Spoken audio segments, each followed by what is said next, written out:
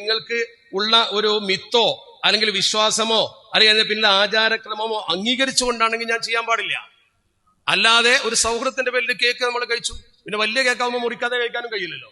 അപ്പൊ അങ്ങനെയൊക്കെ നമ്മൾ ചെയ്താൽ നമ്മളെ സംബന്ധിച്ചിടത്തോളം നമ്മൾ ഓർക്കണം, അള്ളാഹുവിന്റെ പരിശുദ്ധ ദീൻ ഇതിനൊക്കെ കൃത്യമായ മാനദണ്ഡം പറഞ്ഞിട്ടുണ്ട്. ഞാൻ മാനദണ്ഡം പറയല്ല, മാനദണ്ഡം പറയുന്നത് പണ്ഡിതന്മാരാ. ഇവിടെ പറയുന്ന നമ്മുടെ സുഹൃത്തുക്കൾ പറയുന്നത് അവരുടെ മതപരമായ ആചാരങ്ങളും ആഘോഷങ്ങളും അതിൽ വിശ്വാസമില്ലാതെയാണെങ്കിൽ നമുക്ക് ചെയ്യുന്നതിന് കുഴപ്പമില്ല. നിങ്ങൾ ഒറ്റ കറിഞ്ഞിട്ട് വിശ്വാസത്തോട് ചെയ്താൽ ആളെന്താവും? വിശ്വാസത്തോട് കൂടി ആൾ ചെയ്താൽ ഇസ്ലാമിന് പുറത്തു പോയി കാഫിറായി, മുർത്തദായി. വിശ്വാസമില്ലാതെ നമ്മൾ ആചരിച്ചാൽ അവിടെയാണ് ഇത് തെറ്റാണ്, ഹറാമാണ്, വിലക്കപ്പെട്ടതാണെന്ന് പരിശുദ്ധമായ ഇസ്ലാമിക കർമ്മശാസ്ത്ര ഗ്രന്ഥങ്ങൾ പറയുന്നത്. ഈ സുഹൃത്ത് പറയുന്നത് പോലെ അത് വിശ്വസിക്കാതെ അവരുടെ മതപരമായ ആചാരങ്ങൾ ഉൾക്കൊള്ളാമെങ്കിൽ എന്തിനാണ് 2015 നമ്മുടെ മുൻ വിദ്യാഭ്യാസ മന്ത്രി അബ്ദുറബ്ബ് നിലവിളക്ക് കൊളുക്കൽ വിവാദത്തിൽ പെട്ടുകൊണ്ട് വിട്ടുനിന്നത്? അദ്ദേഹം വിദ്യാഭ്യാസ മന്ത്രിയാണ്. നിലവിളക്ക് കൊളുത്താൻ സാഹചര്യം വന്നു. അദ്ദേഹം പറഞ്ഞു, എന്റെ മതം അതിനെ അനുവദിക്കുന്നില്ല, ഞാൻ കൊളുത്തൂലായിരുന്നു. വലിയ വിവാദമായി, വലിയ ചർച്ചയായി. ഈ ഒരു ഘട്ടത്തിൽ പാണക്കാട് സയ്യിദ് ഹൈദലി ശിഹാബ് തങ്ങളുടെ നേതൃത്വത്തിൽ അത് വിവാദമായപ്പോൾ മുസ്ലിം ലീഗ് സംസ്ഥാന കമ്മിറ്റി യോഗം ചേർന്നു. സംസ്ഥാന കമ്മിറ്റിയിൽ അദ്ദേഹം പ്രഖ്യാപിച്ചു, മുസ്ലിം ലീഗിന്റെ പൂർവ്വകാല പാരമ്പര്യമുണ്ട്. മഹാനായ മർഹൂം CH മുഹമ്മദ് കായ സാഹിബ്, സയ്യിദ് മുഹമ്മദ് ശിഹാബ് തങ്ങൾ, അവരൊക്കെ നിലവിളക്ക് കൊളുത്തു പറഞ്ഞ ആചാരം നമ്മുടെ ആചാരമല്ല, അതുകൊണ്ട് പാടില്ല തീരുമാനിച്ചതാണ്. അതേ നിലപാടുമായി മുസ്ലിം ലീഗ് മുന്നോട്ട് പോകും തീരുമാനം പ്രഖ്യാപിച്ചു. ഹൈദർ ഷിഹാബ് തെറ്റുപറ്റിയോ? അതിനു മുമ്പ് നിലവിളക്ക് കൊളുത്തില്ലെന്ന് നിലപാട് സ്വീകരിച്ച പാണക്കാട് സയ്യിദ് മുഹമ്മദ് ശിഹാബിന് തെറ്റുപറ്റിയോ?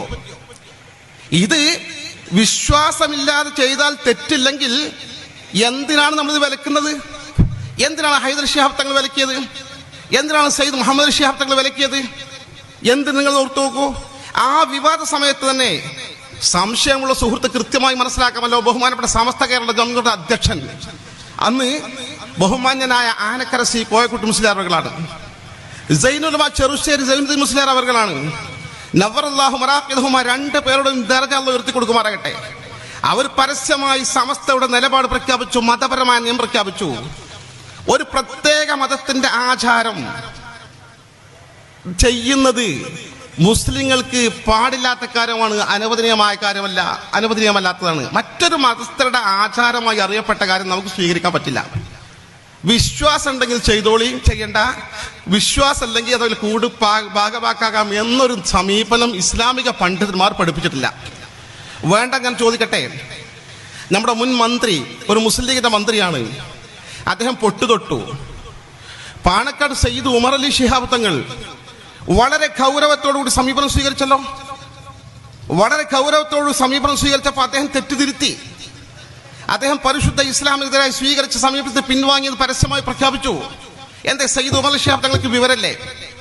ചെറുക്കണം അബ്ദുള്ള സാഹിബ് ആയിരുന്നു. അദ്ദേഹം പറഞ്ഞല്ലോ, അല്ലാഹു മഗ്ഫിറത്തും റഹ്മത്തും അനുഗ്രഹിക്കുമാറാകട്ടെ, ഞാൻ വിശ്വാസമില്ലാതെ ആ സ്വാമിയെ സന്ദർശിച്ച സമയത്ത് അവിടെ തൊട്ടുപോയതാണ്, എനിക്കതിൽ വിശ്വാസമില്ല എന്ന് പറഞ്ഞു. പക്ഷെ അംഗീകരിച്ചില്ലോ ഉമർ അലി ശിഹാബ് തങ്ങൾ. എന്താ ഉമർ അലി ശിഹാബ് തങ്ങൾക്ക് വിവരല്ലേ? ലോകത്ത് ഈ കാര്യത്തിൽ നിലപാട് സ്വീകരിച്ച സകലമാന പണ്ഡിതന്മാർക്കും മുസ്ലിം ലീഗിന്റെ നേതാക്കന്മാർക്കും ഇതുവരെ സ്വീകരിച്ച സമീപനം സ്വീകരിച്ച ഇവരൊക്കെ വിവരമില്ലാത്ത ആളുകളാണോ? അവരൊക്കെ ഐക്യകണ്ഠേന ഇക്കാലം അത്രയും കാത്തു സൂക്ഷിച്ചും ദീനിന് പരിക്കേൽക്കാൻ പാടില്ല. അമുസ്ലിങ്ങളുമായി എല്ലാവിധ സ്നേഹവും സൗഹൃദവും സഹിഷ്ണുതയും ഒക്കെ ആകണം. പക്ഷേ മതപരമായ ആചാരങ്ങളിൽ അവരെ പിന്തുടരാൻ പാടില്ല. വിശ്വാസമുണ്ടെങ്കിൽ ഇസ്ലാമിന് പുറത്തോട്ട് പോയി ആള് കാഫിറായി, പിന്നെ പള്ളിക്ക് അടക്കാൻ പറ്റൂല. വിശ്വാസമില്ലാതെ ചെയ്യാൻ പറ്റൂല എന്നായി പറഞ്ഞത്.